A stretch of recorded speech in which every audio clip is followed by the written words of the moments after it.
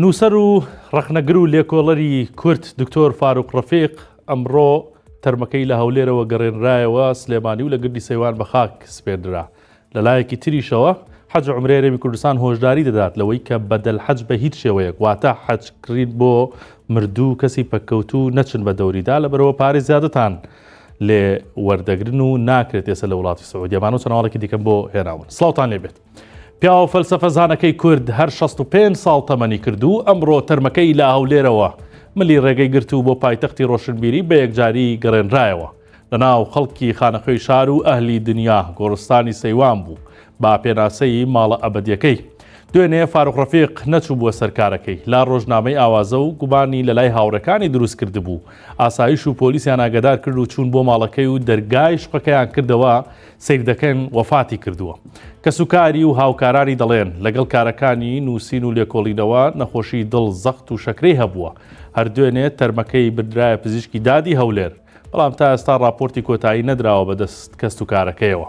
دانا ئیسماعیل هاوکار و کەسوکاری فاروق ڕەفیقە ئەو بە 1964 وت کۆمەڵێک کتێب و بەرهەمی بۆ چاپ ئامادەیە و لە داهاتوویەکی نزیکدا چاپ دەکرێن کە فاروق ڕەفیق خۆی ئامادەی کردوون.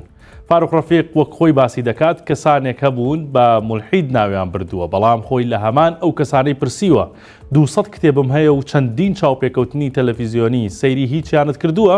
لە وەڵامدا وتیوانە نەخێر، ئەویش پێی ڕەوا نەبووە لە دوورەوە بڕیار لەسەر باوەڕ و بیرکردنەوەی بدرێ.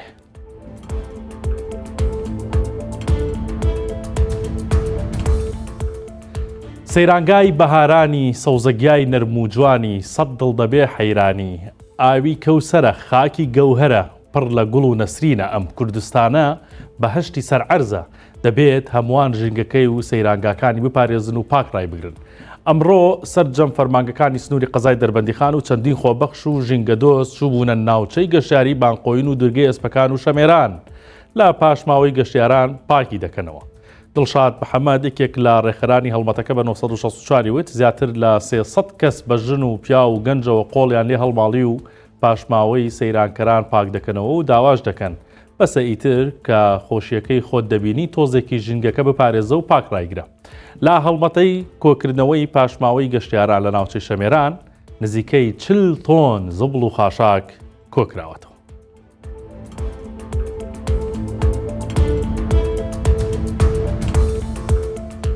بڕوا بۆ کەسانە مەکەن کە دەڵێن بەدەل حەج واتە حەج بۆ کەسی مردوو یان پەککەوتوو دەکەن بە پارە. ئەوە تا حەج و عومرەی هەرێم دەڵێت ئەسڵ و ئەساسی نییە.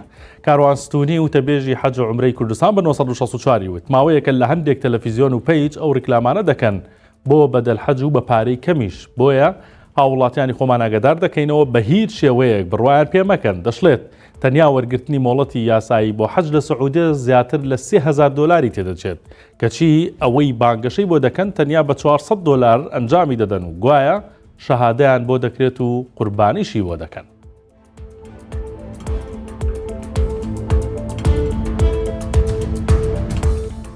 ماڵی وا عەجیب و غەریب کەمە کە 4 پلەی سیلیزی لە ماڵە دراوسەکانی فێنکتر بێت. ئەم ماڵە سەوسترین ماڵی گەڕەکی عەقاریە لە سلێمانی، تەنیا لەسەر ڕووبەری 100 مەتر دروست کراوە، بەڵام یەک پارچە سەوزایی و گوڵ و گوڵزارە.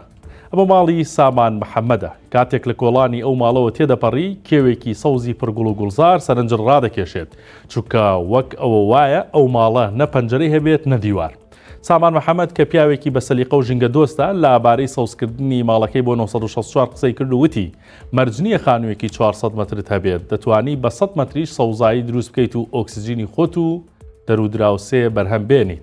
ئەو زیاتر گرنگی بەو گوڵ و ڕۆکانە دەدات کە هەمیشە سەوزن، وەک دەڵێت لە هاویندا خانووەکەی 3 بۆ 4 پلە فێنکترە بەراورد بە دراوسەکانی.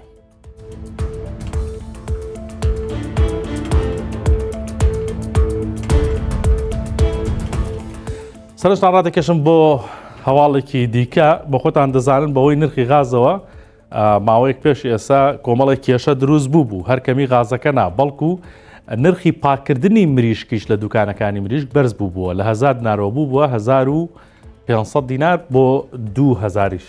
لە ڕێنمایی نامەیەکدا بۆ سنتەری قەزای چۆمان هۆشداری دراوە لەلایەن ئیدارەی قەزاکەوە کە بە هیچ شێوەیەکی تر لە 1000 دینار زیاتر وەرنەگیرێت. پێشتر ئەوان ئاگادار بوون کە غاز گران بووە، ئەڵەف گران بووە، بۆیە قبوڵیان کردووە لێیان، بەڵام ئێستا قبول ناکەن 2000 و 1500 بۆ پاکردنی مریشکێک وەربگیرێت، بۆیە دەبێت بگەڕێنەوە سەر نرخە ئەسلەکەی خۆی هەر 1000 دینار لە هاوڵاتیان بۆ مەبەستا وەربگیرێت. ئەوان دەڵێن چاودێری ورد دەکەین، هەر کەسێک پارەی زیاتر وەربگرێت حتمما سزای دەدەن.